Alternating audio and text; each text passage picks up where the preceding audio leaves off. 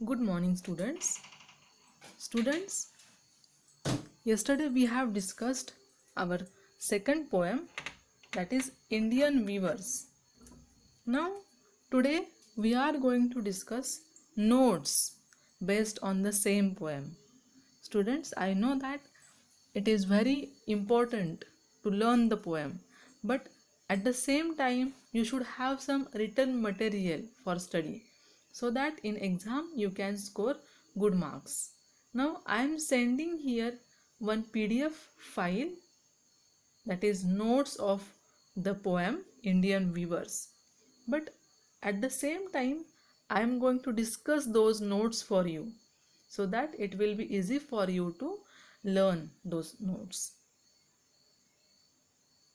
PDF स्वरूपामध्ये तुम्हाला notes पाठवते आहे सोबत, या व्हिडिओसोबत. त्या नोट्स तुम्हाला चांगल्या कळाव्यात यासाठी त्या डिस्कस पण करणार आहे मी या व्हिडिओमध्ये. तर before going to discuss those notes, let us revise the poem. आपण काल ती पोएम स्टडी केलीच आहे, but let us revise in brief the poem. Students, first stanza of the poem. Weavers weaving at break of day, why do you weave a garment so gay, blue as the wing of halcyon wild? We weave the robes of newborn child.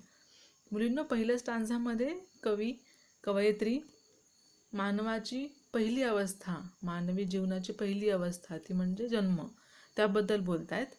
त्यांनी वीवर्सना म्हणजे विणकराला प्रश्न विचारला आहे की हे विणकरा, तू सकाळी सकाळी एवढ्या ब्रेक ऑफ डे म्हणजे काय, खूप खूप लवकरची वेळ, सूर्योदयाची वेळ, जेव्हा सूर्य नुकताच दिसायला लागतो ती वेळ, अगदी पहाटेची. मग अशा इतक्या पहाटेच्या वेळी तू काय करतोयस? तू कुठल्या प्रकारचं गारमेंट म्हणजे काय, कापड, तू कुठल्या प्रकारचं वस्त्र विणतोयस? आणि तू तर खूप असा आनंदी उत्साही दिसतोय. तो शब्द जो आहे ना, gay, it indicates the happy mood. So you are happy. मग अशा तू एवढ्या छान मूडमध्ये काय करतोयस, कुठलं कापड विणतोयस? इन सेकंड 2 लाईन्स, दुसऱ्या शेवटी ज्या 2 लाईन्स आहेत त्यामध्ये, त्या लाईन्समध्ये तो वीवर उत्तर देतोय. काय म्हणतोय तो की blue as wing of halcyon wild. Kingfisher नावाचा जो पक्षी आहे, चित्रामध्ये तुम्ही बघताय, त्या पक्षाचे छान असे निळे पंख पण आहेत. सो त्या पंखांसारखा, त्या पंखांच्या ब्ल्यू रंगासारखं कापड मी विणतोय.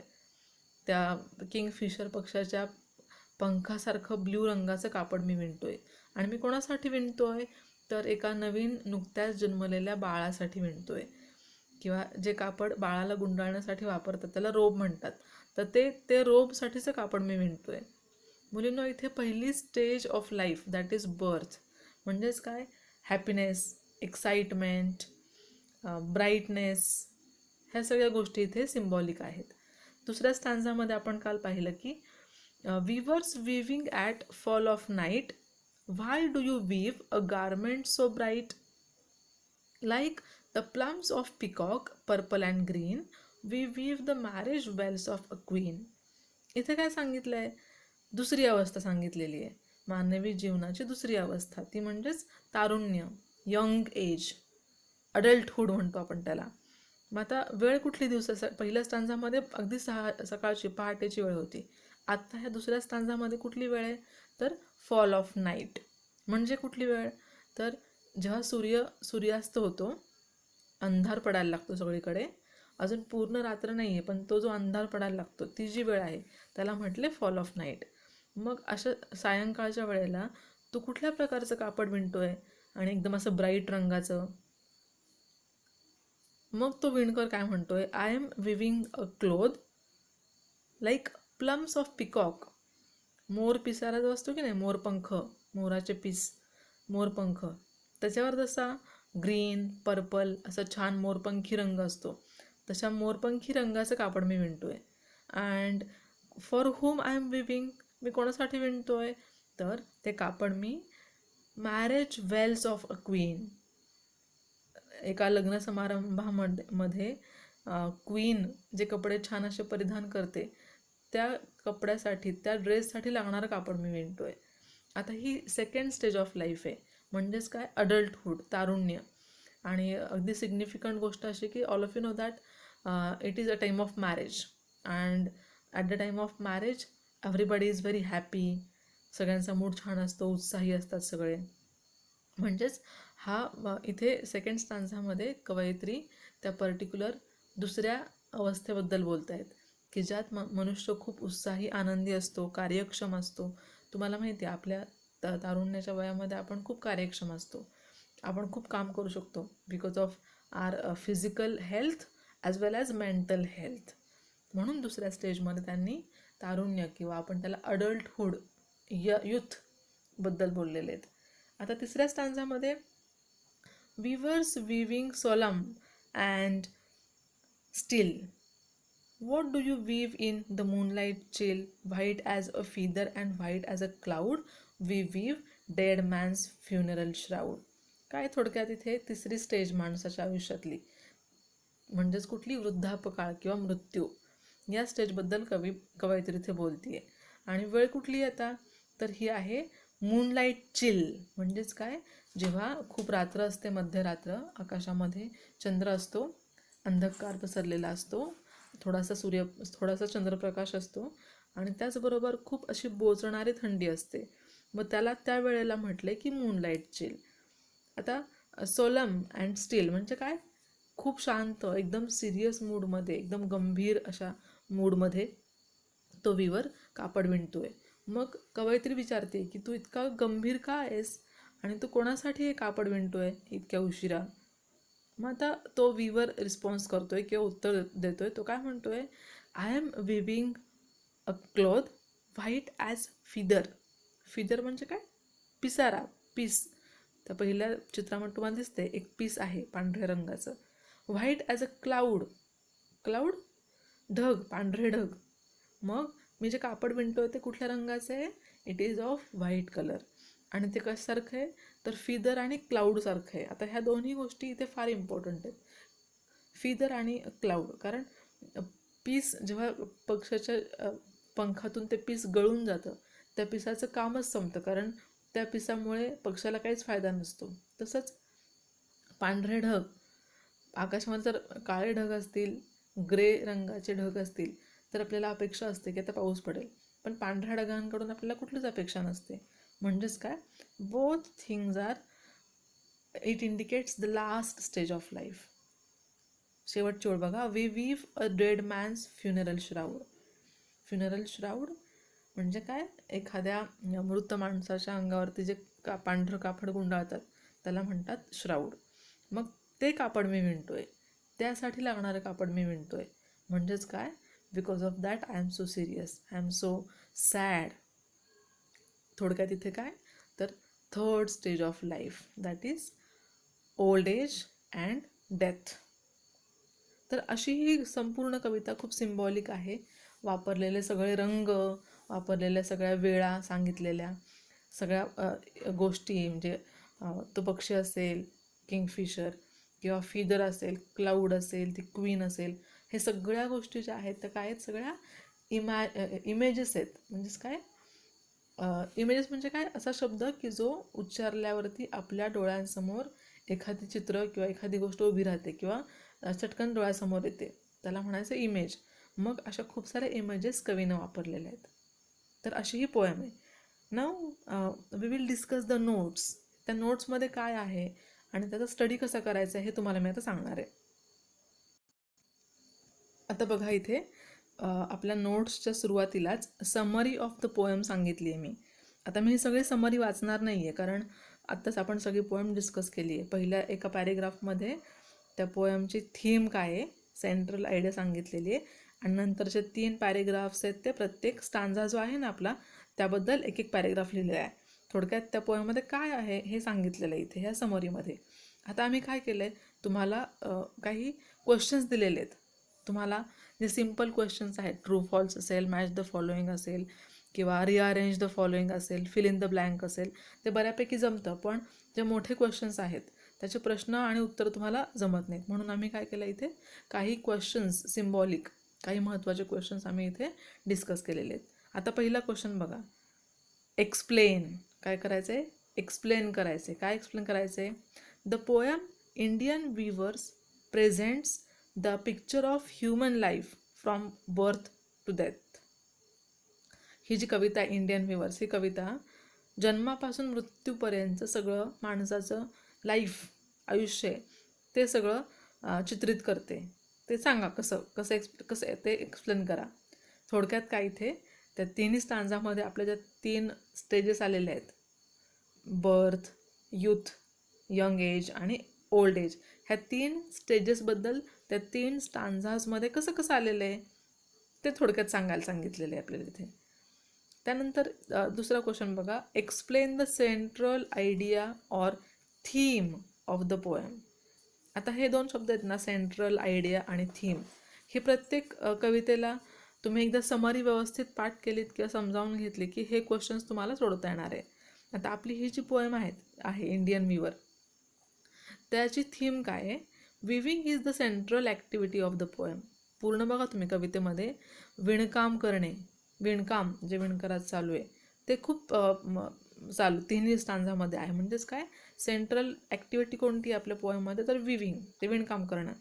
पण त्याच्या मागे तो विणकर जो आहे तो खूप साऱ्या गोष्टी सांगतोय की मी कोणाबद्दल, कोणासाठी विणतोय आणि ते कोणासाठी विणतोय ते करत असताना माझा मूड कसा आहे.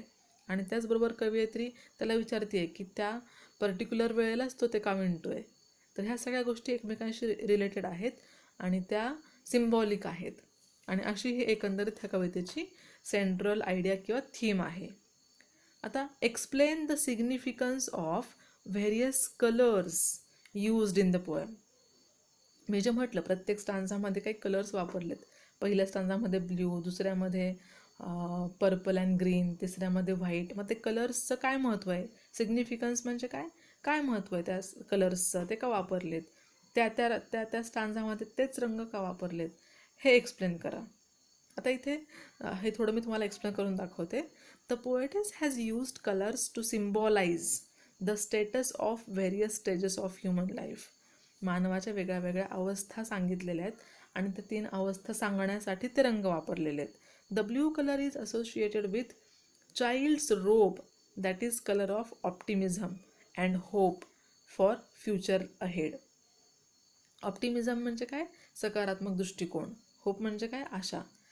तो निळा रंग जो आहे तो त्या भविष्यामध्ये आपल्याला जी आशा असते, सकारात्मक दृष्टिकोन असतो आपल्याकडे, ते सांगणारा तो निळा रंग. म्हणून तो निळा रंग पहिल्या स्टांजामध्ये वापरला आहे बर्थसाठी. तसंच दुसऱ्यामध्ये पर्पल आणि ग्रीन आणि तिसऱ्यामध्ये व्हाईट. जसं की व्हाईट कलर म्हटलं आपण की तो कलरलेस आहे, त्यात कुठलाच रंग नाही. व्हाईट म्हणजे व्हाईटच. म्हणजेच काय, तो सिम्बॉलाइज करतो की सॅडनेस थोडक्यात, किंवा last stage of the life. म्हणजेच हे तिन्ही कलर असे सिम्बॉलिक आहेत आणि ते महत्त्वाचे आहेत सांगायला. आता तुम्हाला सगळ्यांना माहिती आहे आपल्याला पोएटिक क्रिएशन नावाचा एक क्वेश्चन असतो. काय करायचं असतं त्याच्यामध्ये, तर आपल्या ओळी तयार करायच्या असतात. मी इथे काय केलं आहे, एक एक्झाम्पल घेतले आणि सोडवून दाखवले. क्वेश्चन बघा तुम्ही, weavers weaving solemn and still, what do you weave in the moonlight chill. Last stanza जो आहे आपला त्यातल्या ह्या 2 लाईन्स आहेत. आणि काय म्हटलं आहे, read the above lines and add your own lines to rhyme with the given lines. म्हणजेच काय, ह्या 2 लाईन दिलेल्या आहेत आणि ह्या 2 लाईनला तुमच्या कवितेमधल्या ओळी न लिहिता पुढे तुमच्या स्वतःच्या 2 ओळी ॲड करा. 2 ओळी ॲड करा किंवा त्या स्वतः बनवून तयार करून लिहा. पण त्या कशा बनवायच्यात, कशा तयार करायच्यात, तर त्या rhyme with the given lines. ज्या 2 लाईन्स त्यांनी दिल्यात त्याच्याशी जुळणाऱ्या पाहिजेत, त्याच्याशी राईम होणाऱ्या पाहिजेत. राईम म्हणजे काय तुम्हाला माहिती आहे. Weavers weaving solemn and still, what do you weave in the moonlight chill, ह्या 2 त्यांनी दिलेल्या ओळी. ठीक आहे. मग आपण काय तयार केलं बघा, so silent and alone the moon behind the hill, are you so nervous as you haven't your meal. बघा तुम्ही आता ह्या ओळी मिनिंगफुल पण झाल्या, दिलेल्या 2 ओळींना लागून जुळणाऱ्या पण झाल्या आणि रायमिंग पण झालं. अशा ओळी तुम्हाला तयार करायच्यात. तुम्हाला काय करता येईल मग आता, हे तुम्हाला 1-2 मी ते एक्झाम्पल दिलेलेच आहेत. तुम्ही आता ह्या सगळ्या नोट्स, संपूर्ण ही नोट जी आहे ती तुमच्या वहीमध्ये लिहून काढायची आहेत आणि त्याप्रमाणे अभ्यास करायचा आहे. आणि मग तुम्हाला लिहिल्यावरती तुमच्यासमोर आपोआपच 2-3 उत्तर तयार होतील. पोएटिक क्रिएटिव्हिटीची, ह्या ओळी तयार करण्याची, आणि तुम्ही तुमच्या स्वतःच्या पण काही ओळी तयार करू शकता. दुसरं काय म्हटलंय बघा, replace the first and the third line of the following stanza. एक स्टांजा दिलाय 4 ओळींचा, पण सांगितलंय काय, त्यातली थर्ड आणि पहिली आणि तिसरी ओळ काढून टाकायची आहे आणि त्याच्याऐवजी आपली आपली दुसरी लाईन टाकायची आहे. पण ती कशी पाहिजे पुन्हा, तर त्या दिलेल्या ओळींना जुळणारी पाहिजे. मग आपण काय केलं बघा, so that's so hot and sunny the day of May, why do you weave a garment so gay, though it's hot my mood is chill and mild, we weave the robes of newborn child. आता इथे चुकून underline आपण खालच्या ओळींना केल्यात. आपण कुठली ओळ बदलली आहे, पहिली आणि तिसरी ओळ बदलली आहे. म्हणजेच काय, आता इथे पहिली ओळ बदलून आपण ती मिनिंगफुल केली, तिसरी ओळ पण बदलली आणि ती मिनिंगफुल केली, आणि त्या दिलेल्या लाईन्सची आपण रायमिंग होणारी लाईन केली. आता हे तुम्ही आहे असं पाठ केलं तरी तुम्हाला एक्झाममध्ये लिहायला बरं पडेल. Replace the underlined word with अनादर.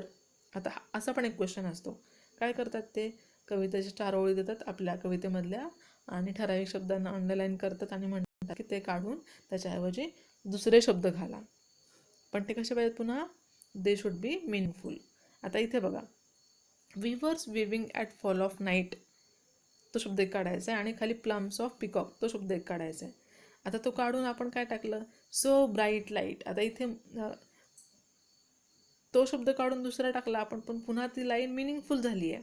Weavers viewing in the so bright light, खूप चांगल्या प्रकाशामध्ये त्यांचं ते काम, विणकाम सुरू आहे. आणि लाईक द बेरीज and grapes purple and green, आपल्या कवितेमध्ये काय होतं, प्लम्स ऑफ पिकॉक, ते काढलं आपण आणि काय केलं इथे, लाईक द बेरीज अँड ग्रेप्स. आता इथे बेरीज म्हणजे काय, निळ्या रंगाच्या बेरी असतात, आणि ग्रेप्स ग्रीन रंगाचे असतात, म्हणजे आपण इथे पुन्हा जुळणारं तयार केलं. आता कवितेवरतीच अतिशय महत्त्वाचा एक क्वेश्चन असतो की जो तुम्हाला कंपल्सरी इथे दिला आहे त्याप्रमाणेच पाठ करायचा आहे. आता त्याचं कारण असं की तुम्हाला एक्झाममध्ये ॲप्रिसिएशन येणार आहे 5 मार्कांना, आणि तुम्हाला तिथे 5 पैकी मिळू शकतील जर तुम्ही हे उत्तर व्यवस्थित लिहिलं तर. आता काय असतं हे, हा प्रश्न काय, ॲप्रिसिएशन म्हणजे काय, तर तुम्ही मराठीमध्ये जे रसग्रहण म्हणता ना, रसग्रहण करणं म्हणजेच काय, ती कविता कशी आहे, कोणी लिहिली आहे, त्याच्या कवितेचं शीर्षक कसं महत्त्वाचं आहे, त्या कवितेमध्ये कुठल्या कुठल्या गोष्टी महत्त्वाच्या आहेत किंवा कुठल्या अलंकार वापरलेले. तसं आपल्या पण इंग्रजीमध्ये पोएट कोण आहे, पोएटेस कोण आहे, थीम काय आहे, मॉरल काय आहे, फिगर ऑफ स्पीच कोणते कोणते आहेत, इमेजेस कुठल्या वापरलेल्या आहेत, हे सगळं सांगितलेलं आहे किंवा हे सगळं आपल्याला तिथे लिहायचं आहे. आता मुद्दे दिलेले आहेत, एक 5-6 मुद्दे, तेच मुद्दे आपण एक्सप्लेन करायचे त्या कवितेला अनुसरून. आता इथे हे तुम्हाला मी पुन्हा सगळं सांगणार नाही, कारण आपण हे सगळं डिस्कस केलेलं आहे व्यवस्थित. तुम्ही फक्त आता ते त्याप्रमाणे स्टडी करा. Just tell me about the main points here. आता द थीम म्हटले त्यांनी, त्याच्या अगोदर इथे काय म्हटलं आहे, अबाउट द पोएम, पोएट आणि टायटल. कविता कुठली आहे, त्याची कवयित्री कोण आहे, आणि त्या कवितेचं शीर्षक काय आहे किंवा त्याचं कसं महत्त्व आहे ते. त्यानंतर द थीम म्हटलंय, थीम म्हणजे काय, तर त्या कवितेची मध्यवर्ती कल्पना, थीम काय आहे त्या कवितेची. आता पुन्हा हे पण आपण डिस्कस केलेलंच आहे. पोएटिक स्टाईल, आता हे मात्र मला तुम्हाला सांगावं लागेल. इंडियन विवर्स, आता पोएटिक स्टाईल म्हणजे काय, तर त्या कवितेमध्ये त्या कवयित्रीने ज्या प्रकारे कविता तयार केली आहे किंवा लिहिलेली आहे, त्या लिखाणाची स्टाईल काय आहे, त्या लिखाणामध्ये काय वैशिष्ट्य आहे, त्याला म्हणायचं पोएटिक स्टाईल. आता Indian weavers is a short, simple but meaningful poem written by Sarojini Naidu. Her poems are very beautiful and symbolic. Though they are simple, they are highly realistic and are having deep meaning. खूप साधं सोपं सरळ असणाऱ्या ह्या कविता आहेत त्यांच्या, या कवयित्रीच्या, पण जरी त्या खूप साध्या सरळ असल्या तरी त्या खूप सिम्बॉलिक आहेत, म्हणजे अर्थपूर्ण आहेत. आता ही कविता बघा ना, आपली 3च स्टांज आहेत, पण ती किती मिनिंगफुल आहेत. Her style of composition is unique as her poems are deeply related to Indian mythology and are having religious references. त्यांच्या ज्या कविता आहे किंवा त्यांच्या लिखाणाची स्टाईल जी आहे ती खूप वेगळी आहे, युनिक आहे. युनिक म्हणजे काय, वेगळी आहे खूप सगळ्यांपेक्षा. आणि त्यांच्या कवितांमध्ये आपलं भारतीय पुराण आहे त्याचे रेफरन्सेस आहेत, त्यानंतर काही रिलिजियस पण रेफरन्सेस आहेत, धार्मिक रेफरन्सेस आहेत. आता तुम्हाला माहिती आहे प्लम्स ऑफ पिकॉक, मोरपंख, त्याला आपल्या आपल्या हिंदू धार्मिक ह्याच्यामध्ये महत्त्व आहे. किंवा मॅरेज, हे पण एक खूप महत्त्वाचा धार्मिक विधी आहे, मॅरेज, लग्न समारंभ. म्हणजेच काय तर in her poems we can see religious references, धार्मिक रेफरन्सेस खूप सारे बघायला मिळतात. Her poems are easy to understand, खूप साध्या सोप्या सरळ असतात, पण make reader to think deeply and make reader introvert. खूप साधी जरी कविता असेल तरी विचार करायला लावणारी आणि वाचकांना अंतर्मुख करायला लावणारी कविता त्यांच्या आहेत, किंवा तशी स्टाईल त्यांच्या लिखाणाची, पोएम लिखाणाची आहे. त्याला म्हणायचं पोएटिक स्टाईल. त्यानंतरचा मुद्दा आहे लँग्वेज. त्या कवितेची लँग्वेज कशी आहे, किंवा त्या पोएममध्ये कुठले पोएटिक डिव्हायसेस यूज केलेले आहेत. तुम्ही बघाल तर पोएम व्हेरी सिम्पल पोएम, खूप साध्या भाषेमध्ये लिहिलेली आहे कविता. काही सिम्बॉल्स वापरलेत, काही इमेजेस वापरलेले आहेत. आता त्याचबरोबर काही फिगर ऑफ स्पीच पण वापरलेले आहेत. आता आपण लेक्चरमध्ये आपल्या डिस्कस केलंच आहे, पण तरी पण लेट मी टेल यू. आता ॲलिट्रेशन तुम्ही गेल्या वर्षी शिकलेलं आहे. ॲलिट्रेशन जेव्हा एकाच लाईनमध्ये सेम साऊंड्स असतील तेव्हा त्याला म्हणायचं ॲलिट्रेशन. म्हणजेच काय बघा, आता विवर्स विविंग हा जो शब्द आला आहे, वी व अगदी इमिजिएटली रिपीट झाला आहे लगेच. साऊंड, मी साऊंड म्हणते आहे, लेटर नाही, तो डब्ल्यू नाही म्हणते मी त्याचा उच्चार म्हणते आहे. विवर आणि विविंग, वी आणि विव, बघा तुम्ही व येतोय उच्चार. म्हणजेच काय, फिगर ऑफ स्पीच ॲलिट्रेशन. पुढे काय म्हटलं आहे, सिमिली. आता सिमिली म्हणजे काय, दोन गोष्टींमध्ये कंपॅरिझन केलेले असते, तुलना केलेली असते. आणि ती तुलना कशी असते, डायरेक्ट तुलना असते.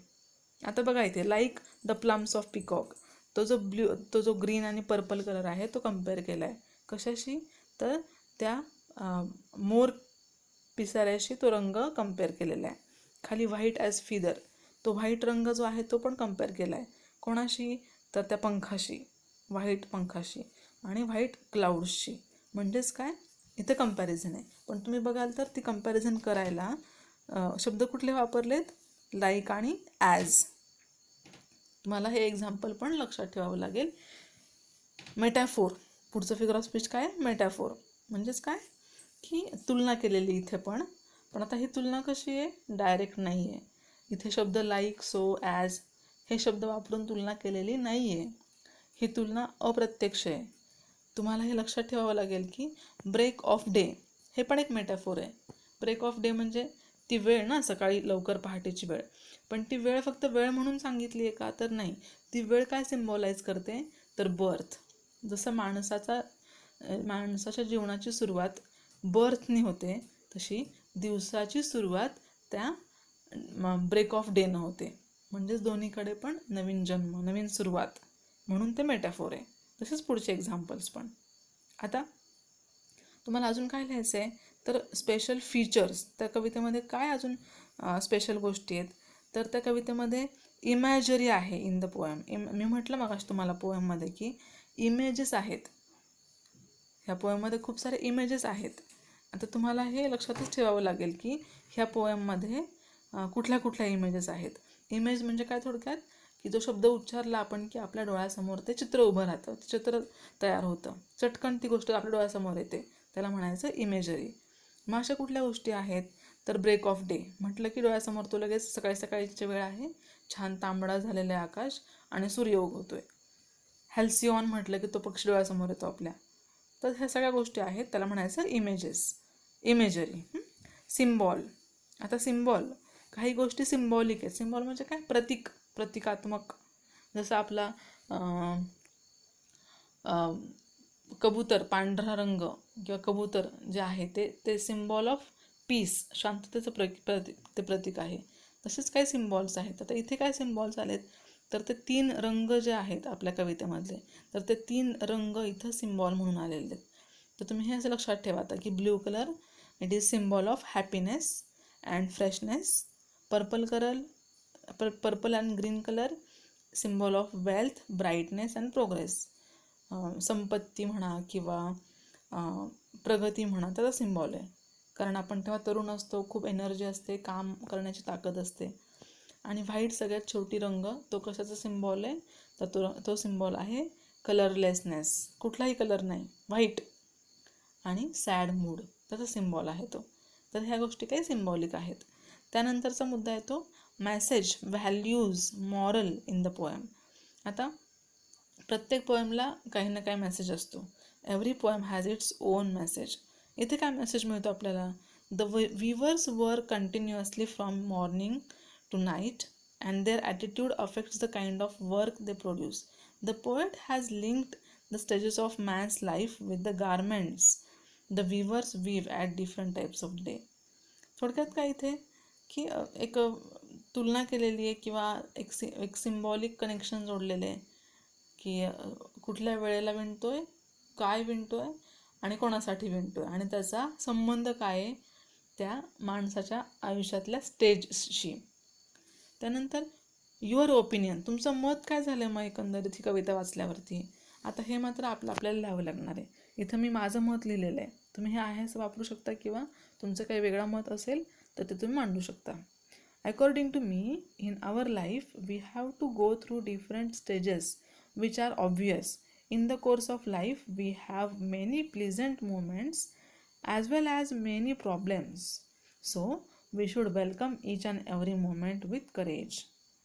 जरी ह्या 3 स्टेजेस असतील आपल्या आयुष्यातल्या, birth, young or that adulthood and last old age, तरी आपल्याला आपलं आयुष्य जगायचंच आहे. And we should be ready to face each and everything. जे काही आपल्या आयुष्यामध्ये येणार आहे त्या सगळ्या सिच्युएशन्सला आपल्याला सामोरं जावं लागणार आहे आणि धीरानं तोंड द्यावं लागणार आहे.